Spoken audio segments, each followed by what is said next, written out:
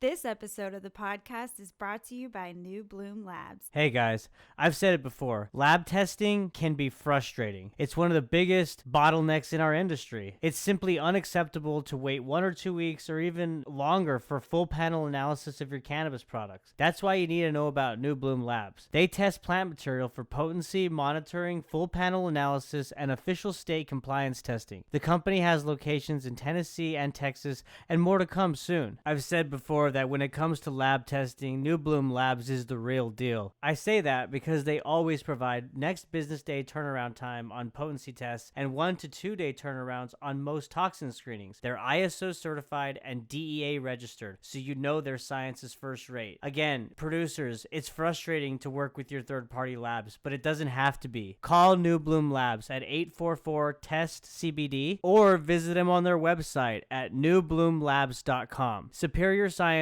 rapid results, New Bloom Labs. Hello everyone, Kevin Carrillo here, and welcome to another episode of the Cannabinoid Connect podcast.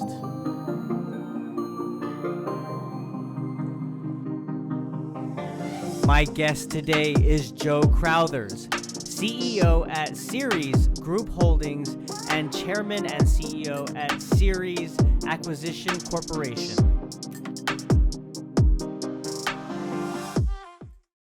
Hey Joe, how are you? I'm good, Kevin. How are you doing?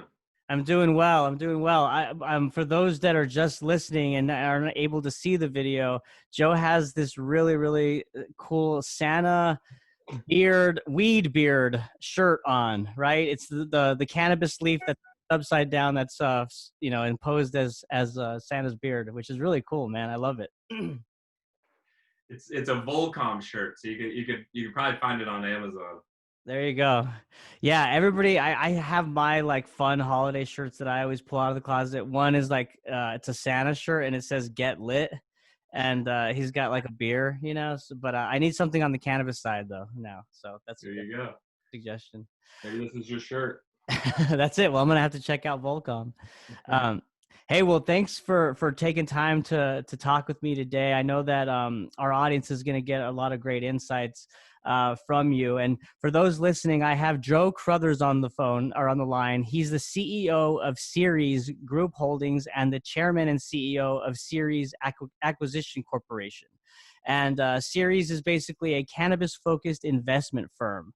So, Joe, before we get into Ceres, let's first talk about your background. So from what I've read and what I understand, you started on Wall Street and you worked for Goldman Sachs. And when did you decide to leave and to get into the cannabis industry? Yeah, in 2016, early 2016, started obviously sort of the movement in cannabis sort of became real for me. I think when I discovered that it's not sort of your grandfather's cannabis industry anymore, right? This to me it showed it has real legs. People certainly, I think we've learned that this year, and even over the last couple of years, there's certainly more agreement among Americans, it seems like, on cannabis than just about any other topic that's out there. So, look, I think it was the right move, and it's been a really fun 4 years in this space. I think I've learned more. My 12 years at Goldman, I think I've learned more in the last 4 years about how to really be creative in business, and learning this industry has just been absolutely a fascinating experiment. So very glad to be in it. But yeah, I got into it. I guess 4 years ago, I left Goldman to get into cannabis, really because as I was saying, it became real for me. I thought, look, this is not sort of a flash in the pan. There really are. We're going to get to a place, and that's why I love the name of the podcast, Cannabinoids. There is such a future here, right, with siloing outcomes, known outcomes that are targeted towards specific things. And I just think cannabis has a long way to go. I think it's going to be a really interesting evolution that it goes through over the next few years and or even decades. And very excited to be part of it. Yeah. I love how you said, like, if there's any industry that kind of tests your business savvy, it's the cannabis industry, right? Because of all the challenges and hurdles that are associated with it, right? That come with it. Everything from the regulatory environment to the federal regulations and so on. It just kind of grows from there. So It's exciting that you moved in. And I ask guys like you who have come from Wall Street into the cannabis industry, I ask them this often, and that is, so what's the difference between the two industries, right? You got Wall Street, that's New York City, fast paced, go, go, go.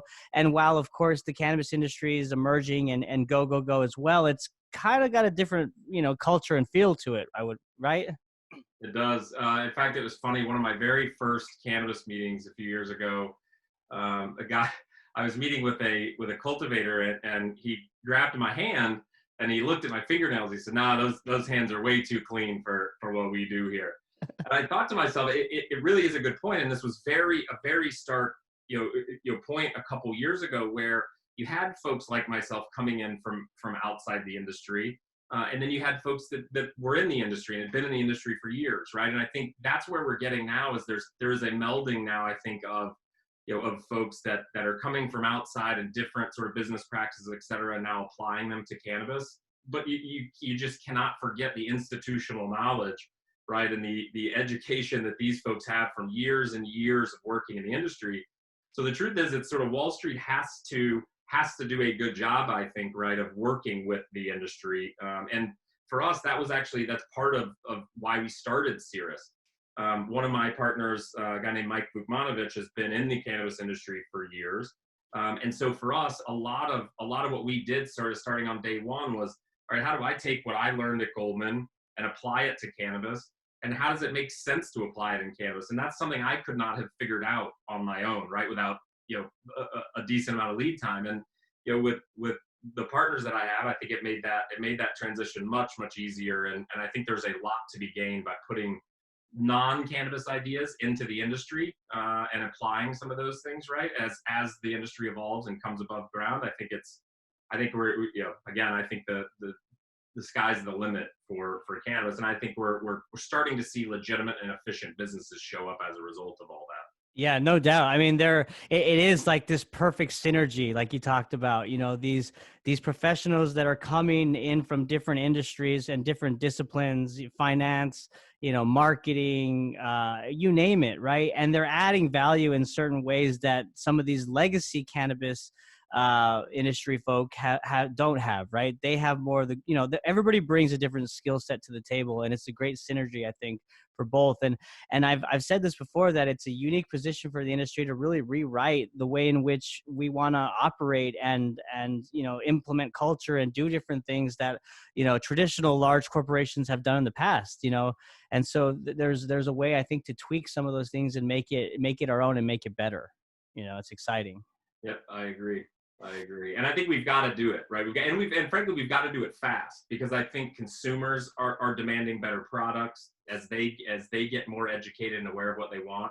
The whole industry is going to have to step up, right? And just do, because frankly, we've sort of gotten away the first few years of the legal industry. It was sort of really a game of just get it on shelves, right? It's going to sell. There's not enough of it. It's going to sell.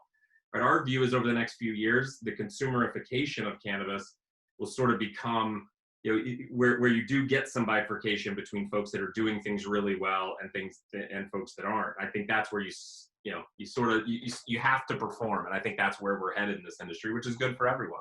Absolutely, yeah, and it's take it a bit further, even internally within the industry.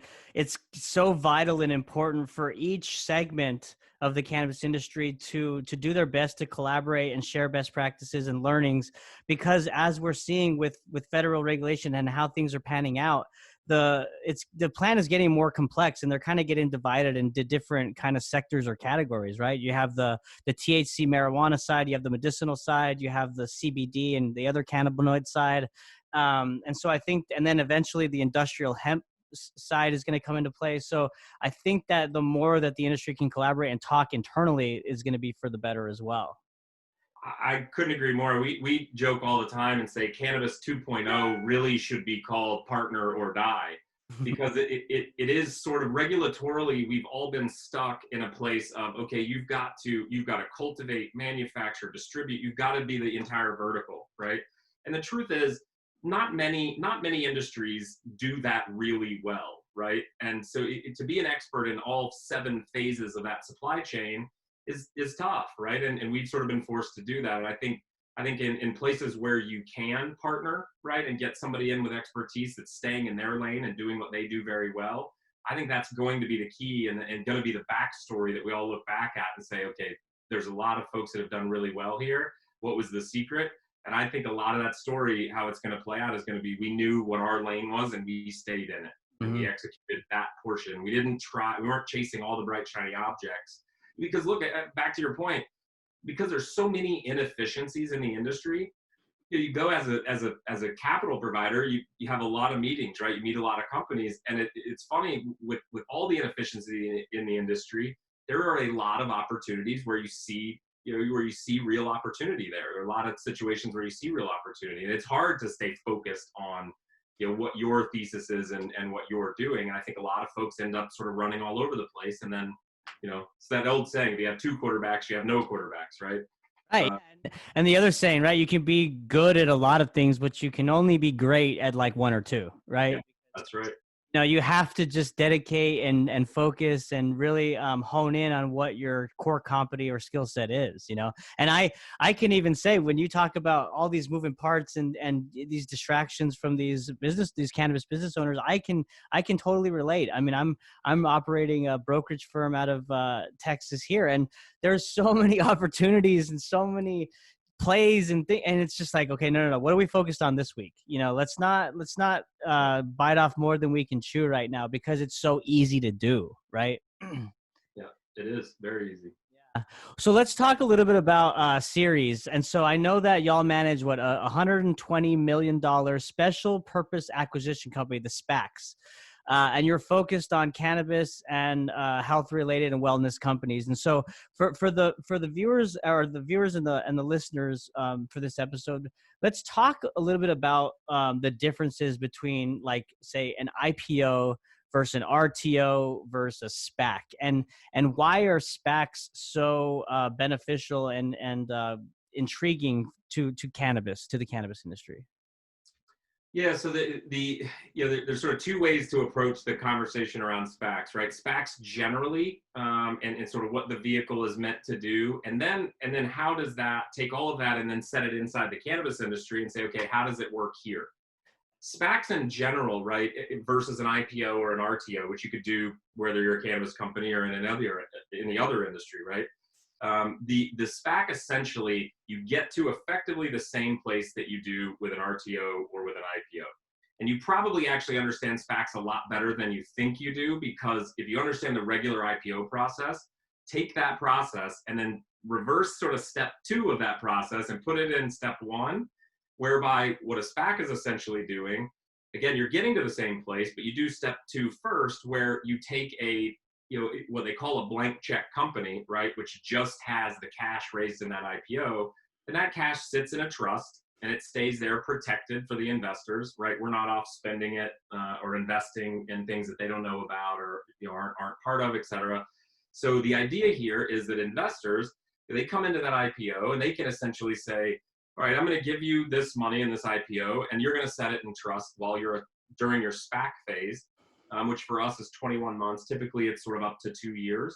And during that time, the money sits in trust and earns a treasury return. So if you're an investor, it's sort of the same as buying a government bond and buying a treasury and just hanging on to it. However, what you get on the side of that is you get the optionality to look at a deal that someone like us brings to you, a private transaction. So it's what we call sort of a free look. You get to look at it and say, ooh, I really like what you're doing here, where this company could be going. I like what you're buying. I want to stay in this deal. Other folks may say, look, I'm not that excited about it. I want to step out. So what they've essentially had is a look at that deal before they had to really commit to it. So that's why I think it's great in cannabis, even better than other industries, because cannabis doesn't have a lot of those traditional go-to-market strategies, right? There's not as many banks that can get you through the IPO process. RTOs have sort of gotten a little bit of a bad name because a lot of cannabis companies did it a little too early, which again is not their fault. I think it's sort of the nature of the beast with cannabis, that when you now get to say a $20 million plus capital raise, you're still going to the same folks to raise that capital, right? You're not having conversations now with $10 million check writers. You're still having conversations with $200,000 check writers, and that just means a lot of individual investors, and it's just not an efficient process, right? So I think that's where SPACs really get interesting for cannabis, is that it's a path to get you there where the investor feels safe and they can sort of do this, this step process into a cannabis investment. At the same time, the cannabis operating company gets to know their investors beforehand, right? They can bring them over that Chinese wall and say, hey, here's our business. Do you like the way we're doing things? Would you stay in this deal if we brought it to you? And so you can have sort of more of an M&A type approach to this. And I think that gives comfort from the investor and from the operator. Well, and that comfort that you mentioned from both parties, that is missing from the traditional IPO process method, right? That's a very adversarial process. Exactly the opposite. Yeah. Okay. And that's why I would see that it's inherently valuable, especially for the cannabis industry, because you kind of get that first look and those relationships have already been built between both sides. Right. Well, and so, I saw on Bloomberg today that, and this just came up by chance here, because we were talking, but it made me want to bring it up, is that they said over 50% of the IPOs in 2020 this year were SPACs. Yeah. So is that like, what is the trend there? Like, I mean, are other industries starting to see the value of what you're explaining and moving forward with that approach? Yeah, I think that's right. I think it's a quicker way to market than the traditional process, right? The traditional IPO process. For all the benefits we just described, it's also faster. It provides more certainty of getting a transaction done, right? You sort of learn along the way, you're getting indicators along the way, is this going to work? Is this not going to work? In an IPO, it's sort of all sort of backfills into those few days right before you list, and bam, then you find out nobody likes you, right? And that is it. The discovery process to me in this is one of the biggest benefits, but speed is a big one. I think the flexibility around it, right? To keep a management team in place, merge them with something. That's one thing, right, that you don't see a lot. Still in cannabis, as young as it is, you've still got a lot of companies, good companies, right? But none of them are perfect, right? They don't have all of the assets, all the tools they need to do what they want to do. They're all still looking for something, right? Mm-hmm. So that's what's great about a SPAC too. It's a great way to do that bolt on. What's that piece you're missing? What can we add to it? And then that's what makes it really enticing for investors, right? You take, business A, right? And we can sort of look at what that does, but what is it when it's A plus B? And that, I think that's a big part of where SPACs go and sort of how you tell that narrative. Right. No, that makes so much sense. Yeah.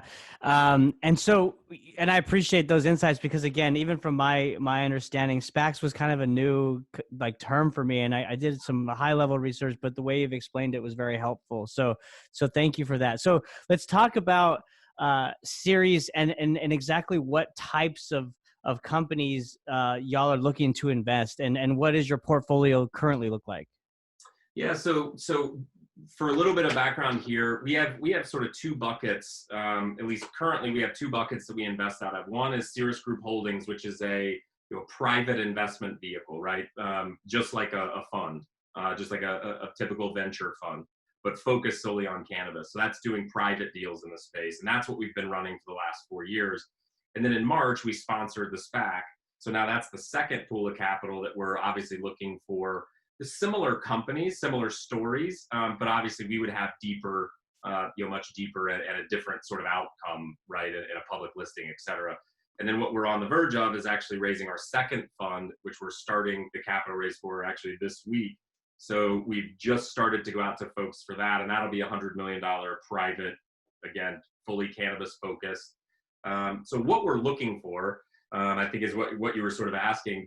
And the portfolio, we have focused more on the consumer-facing side of the industry, mostly in the U.S. We have done a couple international deals, but there's obviously names that you've heard of, PAX, MedMen back when they were private, which there's obviously plenty of things we can talk about there, but other brands, dispensaries. We've done a lot of different things, and again, I think it's really for us. It's focusing on the reason we listed our SPAC in Canada was so that we could do plant touching assets in the U.S. because you can't list those on a U.S. exchange. So for us, that was we feel like that's the most capital constrained part of the industry, and at the same time, it's the core of the industry, right? Picks and shovels are great. And there's absolutely ancillary opportunities that make a lot of sense and are very interesting. However, at the end of the day, you've got to grow cannabis, you've got to move cannabis, and you've got to sell cannabis to consumers, right? So if that's the most capital constrained and it's the core of the industry, to us, that's a no-brainer, where to spend your time, and what to focus on. So for us, what we're looking for are what we call deep SSOs, so a single state operator that's got maybe it's a single state presence, but a very deep one, vertically integrated, most likely. And then you have the MSOs, right? So the multi-state folks. Those as a platform and as an asset, that's what we're looking to do in the SPAC, with the idea being that we built the SPAC to essentially grow an asset from that point, right? And if that's our base, we want to focus on the marketing of the products, opening sort of the consumer funnel, right? So we've brought in some strategic partners into the SPAC that are there, one of the world's preeminent ad agencies and some talent management firms, much like if you saw the recent Subversive SPAC deal that was announced where Jay-Z is part of Kaliba.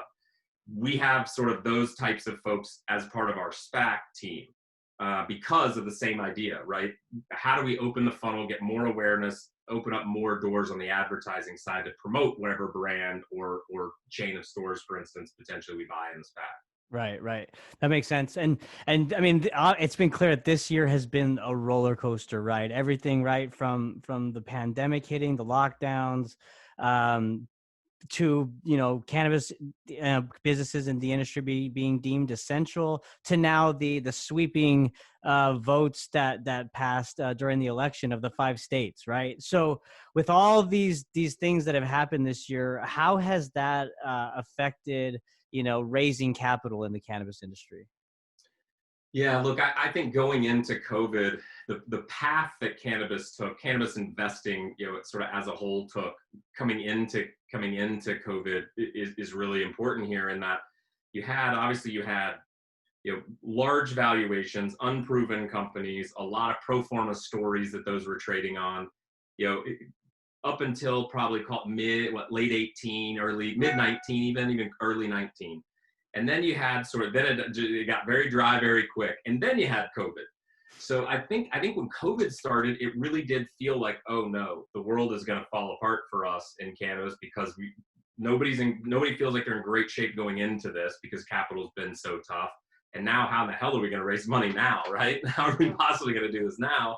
And I think you're right. Looking back on it, it's actually been, is for all the terrible things that have come with COVID, I think for cannabis, it's been a very positive thing. There's a lot of legitimization that has gone on during that process. Not to mention the sort of forced hands, I think, by some regulators that are going to have to, because of budget shortfalls and things, it's going to make them fans of cannabis, whether they want to be or not. So I think there's a lot of good things that have come from it.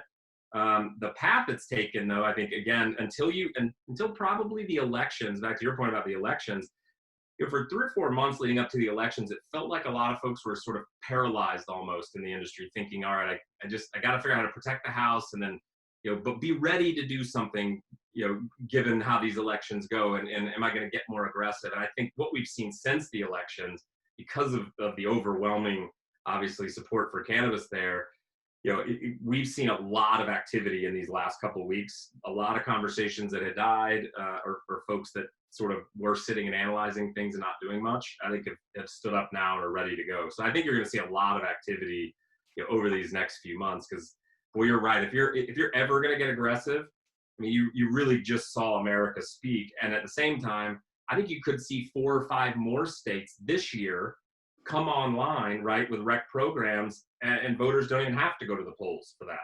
Right. So I think you could see almost as big of a green wave next year. Yeah, next year still, I guess, in 21, as you did in 2020, and we don't even have all the hubbub about elections. So I think we got a good run ahead of us. Yeah, I mean, it's like you said, it's such the momentum right now, and I don't want to jinx it, but it seems like there's this domino effect, right? I mean, everything from the 5 states passing, as we talked about, but then also this week, the UN, right, and the World Health Organization descheduling cannabis within their single convention on narcotics. That was a huge move also, and that was a global vote. Look, it just continues to knock home the point, right, of positive signaling, right, validation for what folks are doing, and that's largely a symbolic move, right? But it's a very symbolic one, right? In that it gets harder to argue against cannabis legalization when not only you have 35 states, you have now the WHO, and I mean, it starts to be okay. Like you've sort of got to get with the program here, right? So I think it makes conversations of legalization in the future easier. Right. I mean, it's largely symbolic, but again, I think that's important for cannabis. We need those validators. That's part of our story right now. Exactly. Any of those little wins will definitely help the cause. And going back to your other point about the upcoming votes, like in January for different states, I know that Texas's legislature's meeting in January, and there's a number of bills there. One of which is adult use, medicinal, and decriminalization. Yeah. And expunging, past criminal records of nonviolent cannabis offenses. But then I think New Mexico also, the state that I was born and raised in, is talking too. So it's good that, with Arizona passing in the Southwest and New Jersey passing in the East Coast, those neighboring states are going to start to look and scratch their head and go, well, why aren't we, generating that tax revenue here? People are leaving our state to go purchase these products. We could do it here. Right. So. No, exactly right. Yeah. Well, hey, so Joe, and I've had people on and we talk about, so the outcome of the election on the presidential side, right? So it's clear that Joe Biden will be the president, right? Come January. So with the Biden administration. Depends on who you listen to, I guess, right? Just kidding. Yeah, you're right. I mean, it's not going to be an overnight thing, right? We're not going to turn the switch and everything's going to be legal and everybody's happy, right? So kind of how do you see this playing out under the assumption that, the Biden administration is fully on board with full legalization? I think by itself, again, it's a little bit more symbolic, right, and helpful there. I think what you really need is the Senate, right? You need the Senate to really change some of those things. I mean, one of the things I keep hearing and reading is that day one they're going to decriminalize and reschedule cannabis in the U.S. The president unilaterally cannot decide I'm going to reschedule this. That's just not how it works. Checks and balances, right? Checks and balances. As much as I'd love that if Kamala started and day one she was able to do that, I don't think it's going to be quite that simple. But what I do think is, again, it's an attitude adjustment, right? It's an approach towards the industry and a feeling towards it that I do think will continue to move in that direction, and I think the Biden administration will help. Yeah. However, I don't think it's not the save all tomorrow, right? I mean, you don't even if you get decriminalization, which is a big step, that doesn't necessarily reschedule, and rescheduling doesn't mean legalize. It just means we're not saying it's illegal. Right. You still have to have all this action by the states on the financial side, banking and those things, which is what a lot of folks are begging for, right? That doesn't change that overnight either. You're not going to see companies listed on U.S. exchanges, in January, February. It's going to take time. Right. And it wouldn't change. I mean, like, that's a great point you made in terms of like people getting so excited about even the descheduled conversation, right? Like if it moves from Schedule 1 to Schedule 2, big whoop. It's still, we're still going to face the same challenges when it comes to, like you mentioned, banking and all these other current challenges that we face today. It needs to be completely removed. It needs to be wiped away for us to actually operate, in the way in which other industries do, Yeah, and then it's going to take time for even those institutional investors and things, right? And for the exchanges to get on board and start actually playing in this market. That's going to even once you get all of those changes you just described, then you've got to add 6 to 12 months, right, before those things actually start to happen. And I think that's what people have to sort of realize. These things they're big in terms of the messaging and sort of, I think, the feeling towards cannabis generally. Which is positive for all of us, but it is going to take time to physically get those things done and have them really be a direct impact. Right. And we know how polarizing Washington is, right? When it comes to the Democrats versus the Republicans and whatnot. And my fear also is,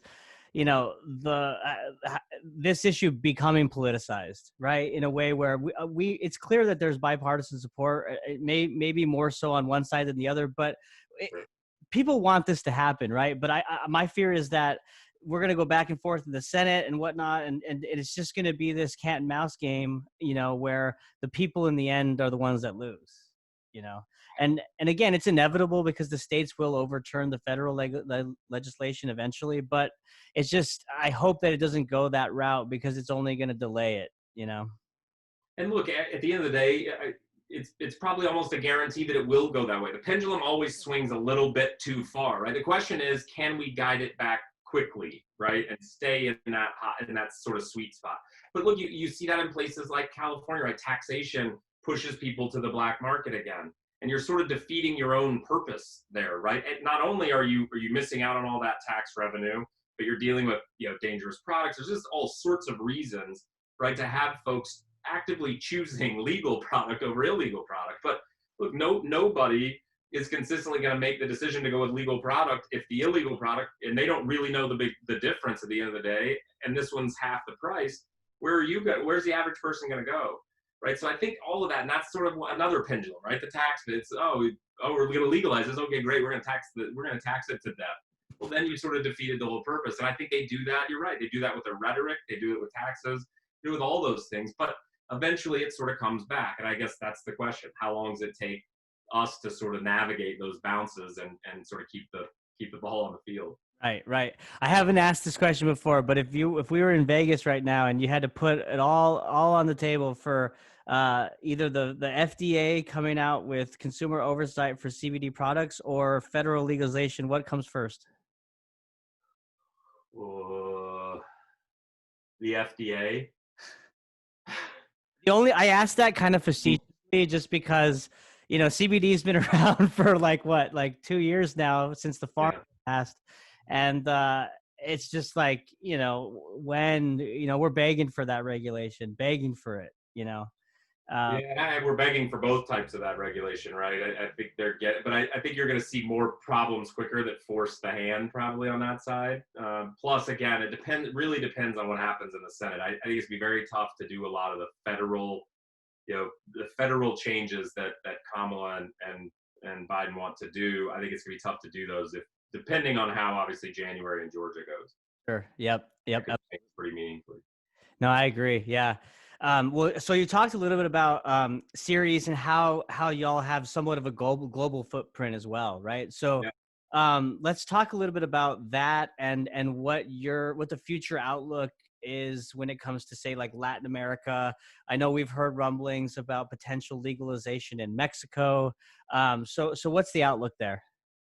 I think probably before the ball drops or very quickly after, you have legal cannabis in Mexico, which means symbolically that you've got it in Mexico and Canada. So on our both borders, we've got legal cannabis. Right. And so, well, what does that mean? Like I'm curious about this. Where does Mexico fit into all this? Right. Because we know that the U.S. has a stronghold on the science side of it and really, cultivating amazing flower and with terpenes and trichomes and the, all that kind of stuff.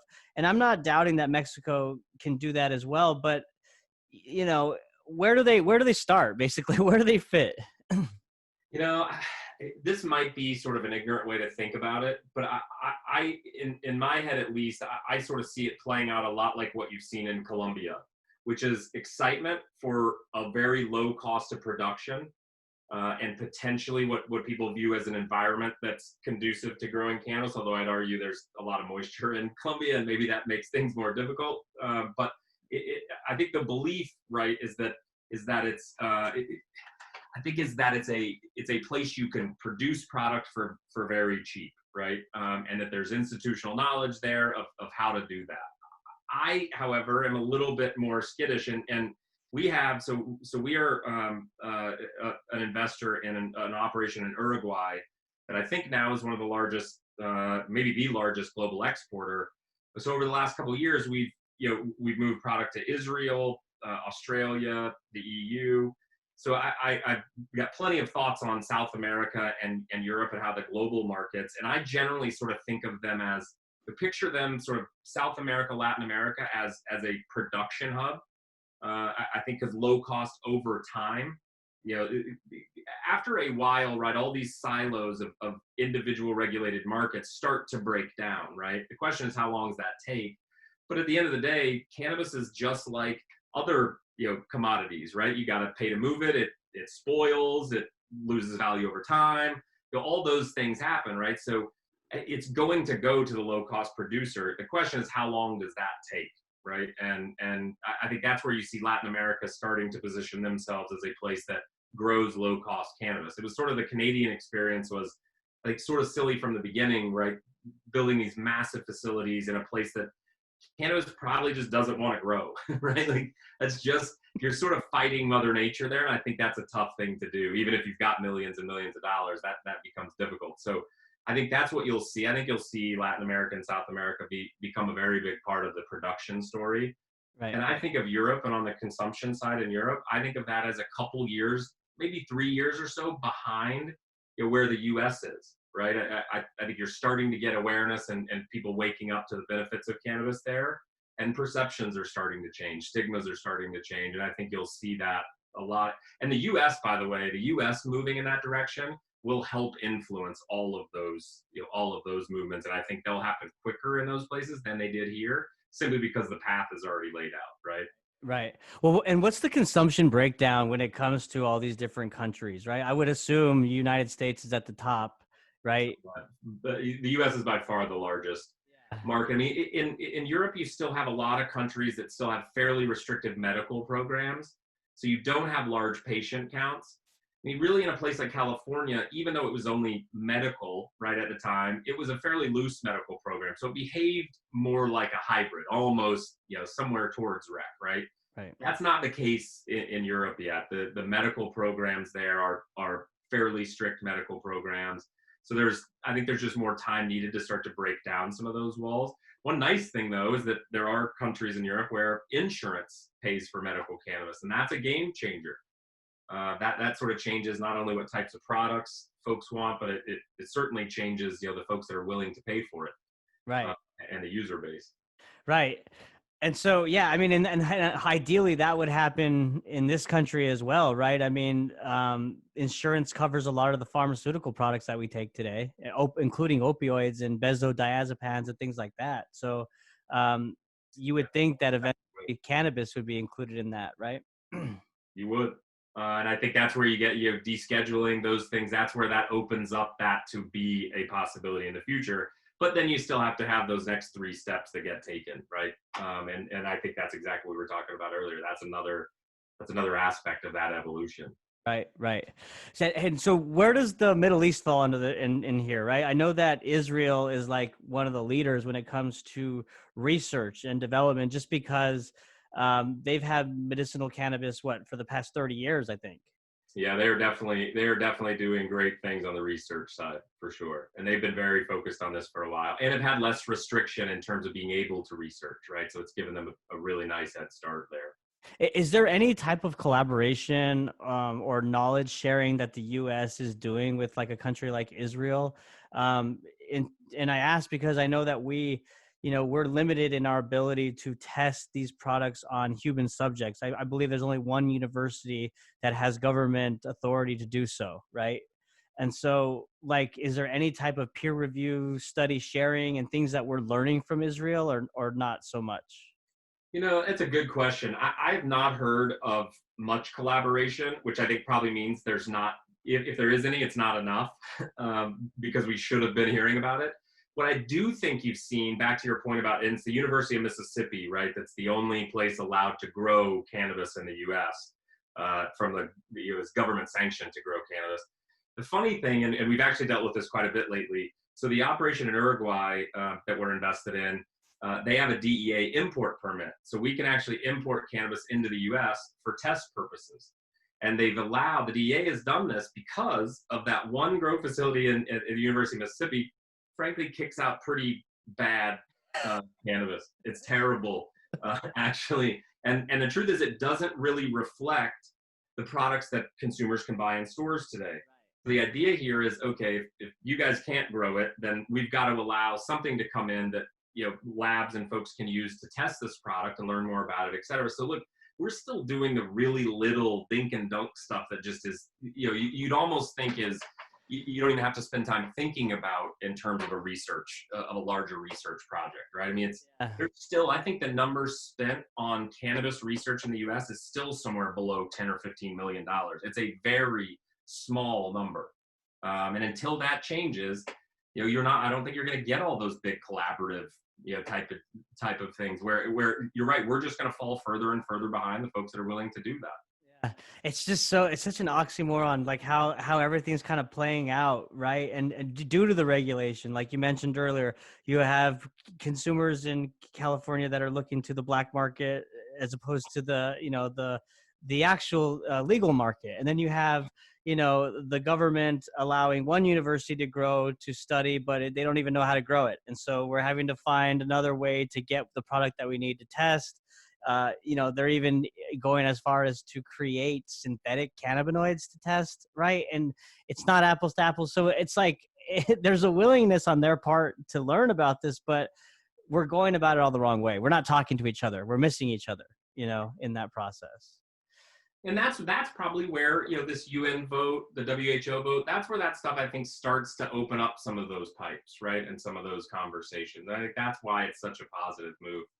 Right. Yeah, no, it's huge. It's one of those wins, especially at the global stage, that we need to have, right? And that's just further kind of legitimizes the direction in which the industry is going. And it's all good, and that actually is a good segue. So Joe, pull out your crystal ball, and what are your predictions, come 2021 for the cannabis industry? And then the follow-up question to that is, beyond 2021, what do you see the future of industrial hemp? So 2021 predictions. I think SPACs, we've talked about that. I think we probably hit on, I'll touch back on our conversation to bring this all back around. I think 2021, I think you hear a lot about SPACs. I think there's a lot of positive. And then I think there also will be there'll be some negative stories, some SPACs that don't get a deal done. Or deals that fall through. But I think for the most part, you're going to see a lot of movement in cannabis that is provided by the SPAC vehicle. And I think that'll be a huge tailwind for the industry this year and even in 2022. I think the next couple of years, you're going to see a lot of SPAC activity. I think you're going to see a rising tide really helping, right, the industry. I think investor confidence and excitement, now that you have companies like Trulieve that have proved we can deliver on all this growth, right? All that growth pixie dust we sprinkled, for the last few years is finally proving itself out. And I think that again gives a lot of investor confidence. But I always caution people with that it is still cannabis, right? And you still have stories, right? And I sort of jokingly say the rising tide lifts all boats, but beware of the Kraken. And it sort of is. I think in cannabis, it's really something that folks have to really be aware of, right? There are going to be stories of somebody selling product out the back door, and there's going to be licenses lost. There's going to be those kind of issues, and there'll be a couple of them this year that surprises a lot of folks, right? And I think that's the thing to do. You really you can't just buy into the growth story. You got to do some research, figure out who you're investing with, and make sure that that all that checks out and makes sense. So I think there's going to be some exciting headlines, mostly positive, but I think you'll probably see a couple unfortunate stories as well. I think cannabinoids, which we talked about a little bit, siloing outcomes. We say cannabis is your newest partner in the bedroom. I think that's just one place, right? I think CBN, as they figure out more and more, formulate better and better, put that into products. I think I think it's going to affect melatonin sales, Ambien sales. I think that matters. And I think you're going to see it not only in sleep. I think you're going to see it in anxiety. I think you're going to see it in all sorts of areas, right, where it's going to affect the traditional pharmaceutical market.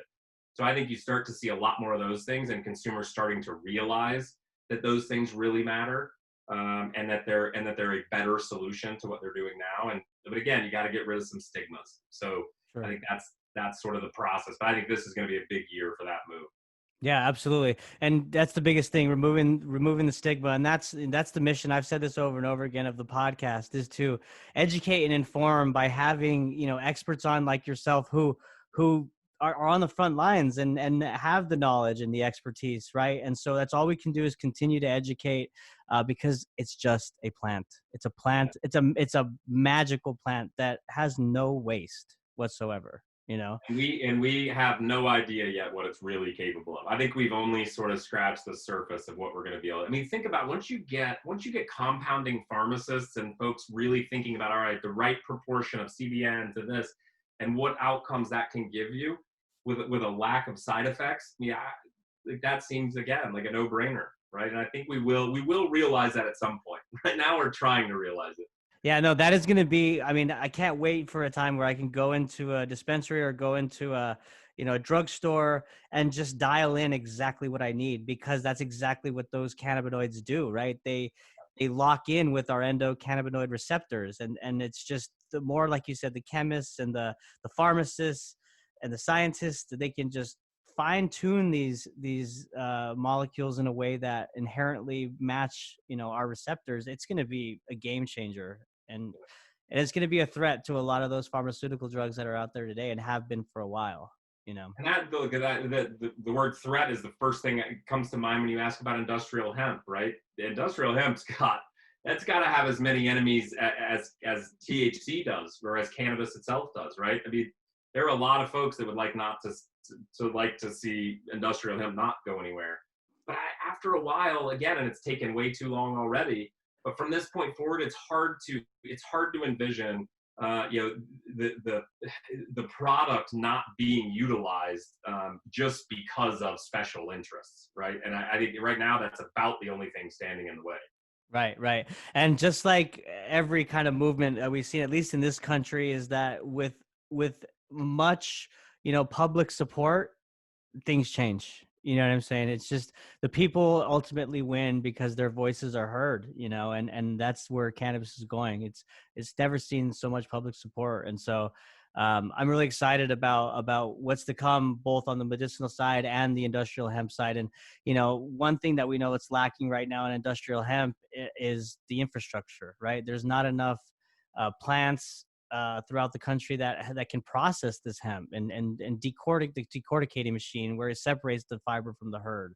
So until we can figure that out, and then of course the supply chain to buy the product and actually make goods, could take some time. But man, the possibilities are endless.